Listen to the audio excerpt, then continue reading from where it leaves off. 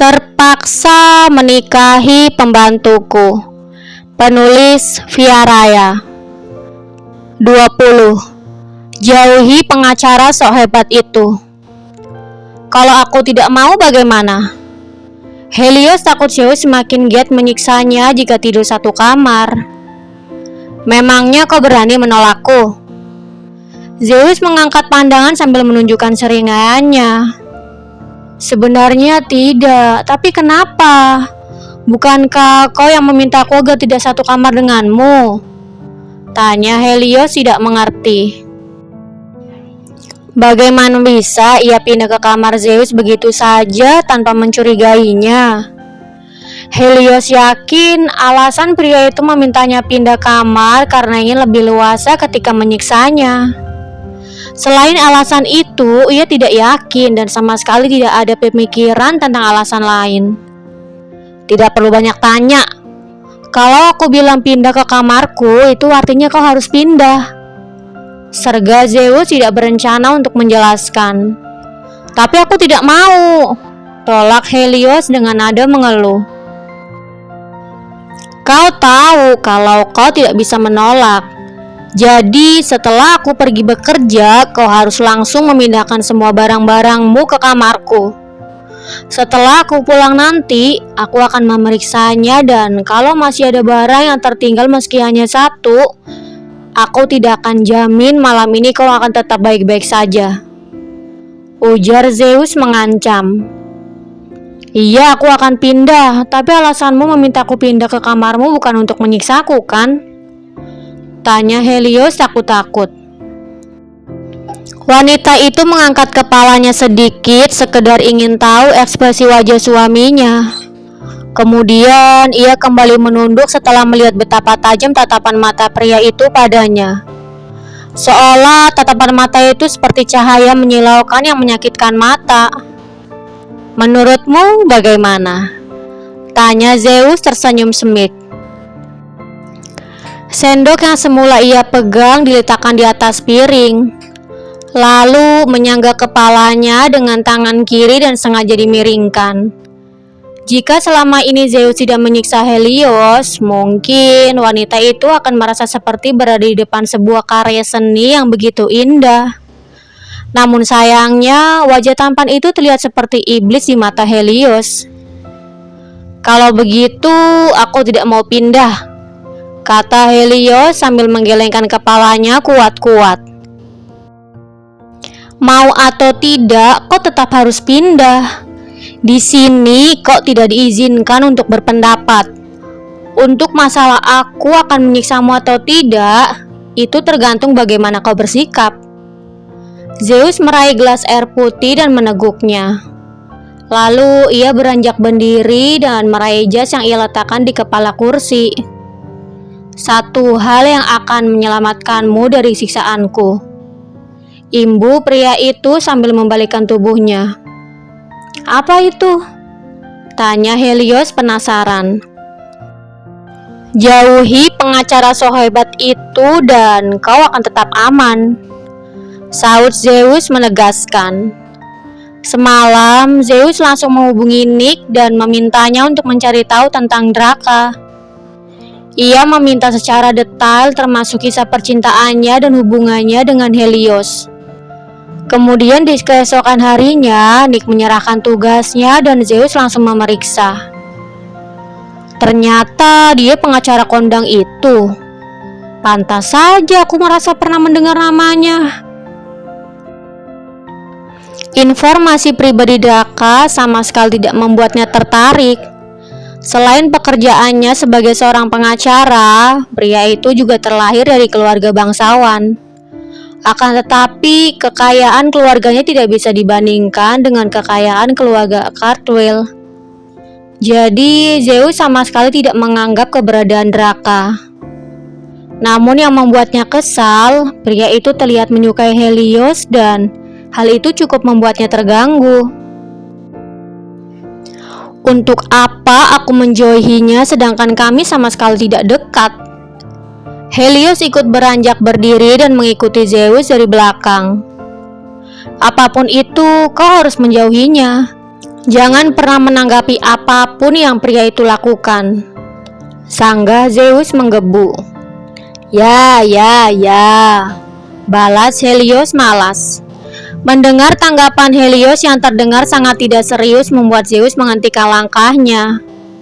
Lalu ia berbalik dan menatap tajam istrinya. Iya, terserah kau saja, lanjut Helios. Awas saja kalau kau tidak mau dengar, ancam Zeus sambil menunjuk. Helios mengantar Zeus sampai di depan pintu. Lalu ia kembali masuk ke dalam setelah melihat suaminya masuk ke dalam lift. Wanita itu berjalan ke arah meja makan dan merapikannya, mencuci piring dan gelas kotor. Kemudian ia lekas ke kamar untuk bersiap pindah ke kamar Zeus.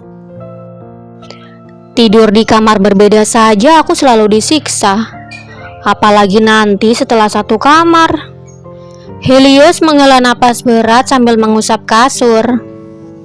Meski berat, tetapi ia tidak memiliki pilihan lain. Ia lekas bangun dan merapikan barang-barangnya. Beruntung barang yang ia miliki tidak banyak, jadi ia tidak perlu capek-capek memindahkannya. Akhirnya selesai juga. Lirih Helios mengembuskan napas lega sambil merebahkan tubuhnya di atas tempat tidur. Kakinya bergelantungan di bawah sambil diayun. Baru juga tiduran, sudah ada yang mengganggu, keluh wanita itu mendengar suara nada dering ponselnya. Mau tidak mau, ia beranjak bangun dan meraih ponselnya di nakas. Nomor baru lagi. Astaga, tidak mungkin bukan kalau nomor ini milik pengacara Aka. Helios tidak berniat untuk mengangkat dan meletakkannya kembali ponselnya di nakas. Namun belum sempat merebahkan tubuhnya kembali, ia mendengar notifikasi pesan masuk. Akhirnya ia meraihnya lagi dan membaca pesan itu. Angkat teleponnya, ini aku Zeus. Sepersekian detik kemudian, panggilan masuk dan terlihat nomor yang diketahui milik Zeus. Sontak, Helios langsung mengangkatnya. Kau di mana sekarang? Di rumah lah, memangnya kau pikir aku ada di mana? Coba, aku mau lihat. Ah, sial. Zeus mengumpat kesal mengingat ponsel Helios tidak bisa melakukan panggilan video. Bahkan kamera di ponselnya saja tidak ada. Ponsel Helios benar-benar jadul yang hanya bisa digunakan untuk telepon dan mengirim pesan saja. Lihat apa? Tanya Helios tidak paham. Tidak ada. Nanti aku pulang sore dan siapkan menu makan malam spesial. Oh, memangnya mau ada acara apa? Tanya Helios penasaran. Sudah, jangan banyak tanya. Lakukan saja apa yang aku katakan. Baiklah. Panggilan berakhir dan Helios langsung mengempaskan tubuhnya ke atas tempat tidur. Ia menatap langit-langit kamar sambil berpikir tentang apa yang akan terjadi malam nanti. Sebenarnya Tuan Iblis mau apa? Kenapa meminta aku untuk memasak menu spesial? Apa hari ini hari ulang tahunnya? Ah, tidak. Ulang tahun Tuan Iblis masih lama. Jadi, apa ada klien yang akan datang ke sini?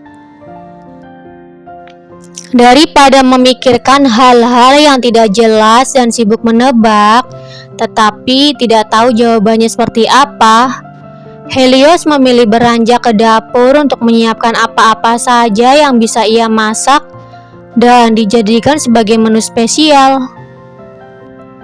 Beberapa jam kemudian, Helios sedang sibuk memasak di dapur dan Zeus pun pulang.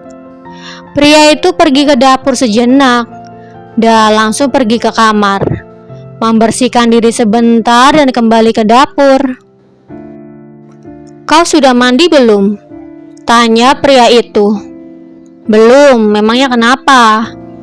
Helios menoleh sekilas sebelum akhirnya kembali fokus dengan apa yang ia lakukan saat ini. Ya sudah, sana mandi dulu. Nanti kalau sudah selesai bisa dilanjutkan lagi masaknya, ujar Zeus. Tapi ini sudah terlalu sore, aku mandinya nanti saja. Lagi pula aku tidak akan menemui tamumu, balas Helios sambil menggerak-gerakkan spatula di atas penggorengan.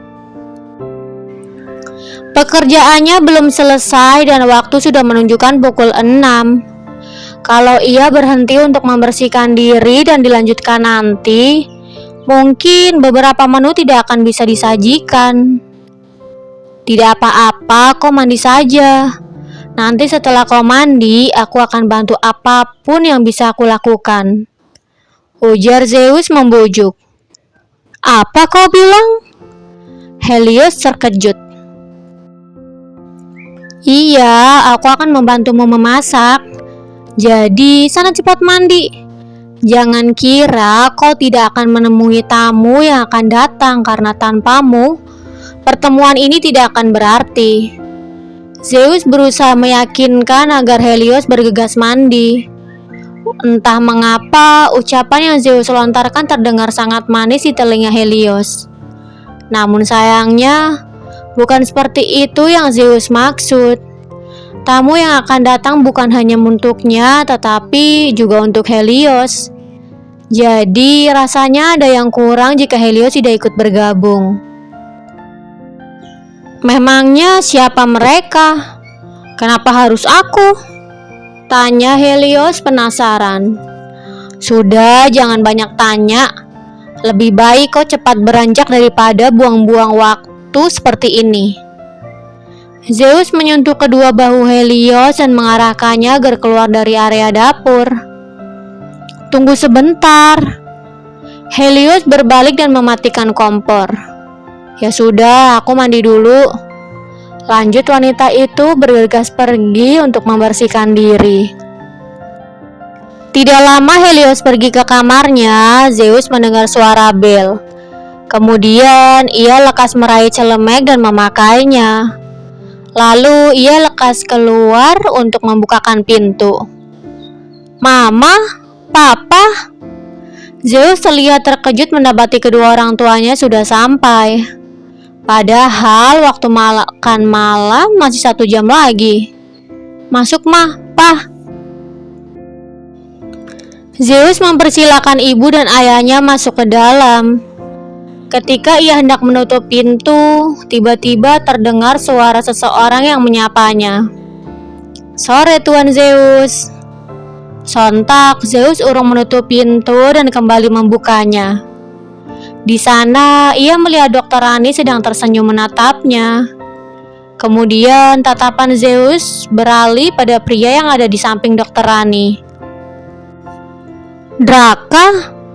Apa dia tinggal di lantai yang sama denganku? Tanya Zeus dalam hati. Ia sudah tahu seperti apa sosok Draka ketika meminta informasi pribadi pria itu pada Nick, sekretarisnya. Bersambung. Jangan lupa untuk like, komen, share, subscribe, dan tekan tombol lonceng untuk mendapatkan notifikasi episode selanjutnya. Terima kasih.